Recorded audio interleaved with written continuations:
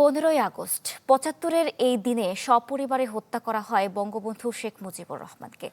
কার্যক্রম নিষিদ্ধ আওয়ামী লীগের শীর্ষ নেতারা পালিয়ে থাকায় 15 আগস্ট ঘিরে নেই কোনো কর্মসূচি। বিশ্লেষকদের মতে ইতিহাস থেকে এখন পর্যন্ত শিক্ষা নিতে পারেনি কোনো রাজনৈতিক দল। আশরাফুল আলম আকাশের রিপোর্টে দেখুন বিস্তারিত। 1975 সালের 15ই আগস্ট স্বাধীনতা উত্তর বাংলাদেশের ইতিহাসে বর্বর হত্যাকাণ্ড। রাজধানীর ধানমন্ডি ৩২ নম্বরের বাসায় বঙ্গবন্ধু শেখ মুজিবুর রহমানকে সপরিবারে হত্যা করে একদল সেনা সদস্য। প্রাণ হারান বেগম ফজিলাতুন্নেসা মুজিব, ছেলে শেখ কামাল, শেখ জামাল, শেখ রাসেল সহ ১৬ জন। দেশের বাইরে থাকায় বেঁচে যান শেখ হাসিনা ও শেখ রেহানা। অর্ধশত বছর পর 15ই আগস্ট এখন নানা চ্যালেঞ্জ আর বিতর্কের বৃত্তে। ধানমন্ডি ৩২ নম্বরের সেই বাড়িটি এখন ভিন্ন চেহারায়। আওয়ামী লীগ সরকারের পতনের পর বাতিল হয়েছে জাতীয় শোক দিবস ও সাধারণ ছুটি।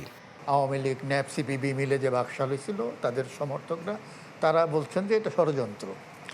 আর যারা এর বেনিফিশিয়ারি বা যারা এই ঘটনাটি ঘটালেন তারা বলছেন এটা অনিবার্য। কেন? কারণ এছাড়া উপায় ছিল না। একটা অবাধ নির্বাচনের মধ্য দিয়ে রেজিম চেঞ্জের কোনো সুযোগ রাখা হয়নি।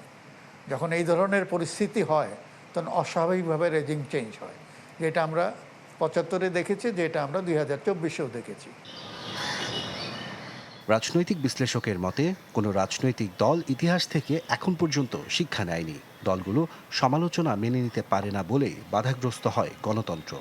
আগের ধারাবাহিকতায় চলছে।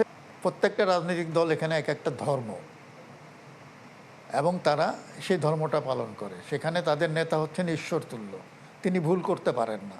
আজ পর্যন্ত আমি কোনো রাজনৈতিক দল যারা ক্ষমতায় গেছে আজ পর্যন্ত কেউ বলে নাই যে আমি কোনো একটা ভুল করেছি, আজ পর্যন্ত বলে নাই। আমাদের এই কালচারে এটা নাই, কারণ এটা তাদের কাছে ধর্ম, এবং তাদের সমালোচনা করলে তারা মনে করে লোকটা ব্লাসফেমি করেছে। ৭১, ৭৫, ৯০, ১১ এবং সর্বশেষ ২৪-এর গণ অভ্যুত্থানের পালাবদলের পরও ইতিবাচক পরিবর্তন আসেনি দেশের রাজনীতিতে, এমনটাই মনে করেন এই রাজনৈতিক বিশ্লেষক।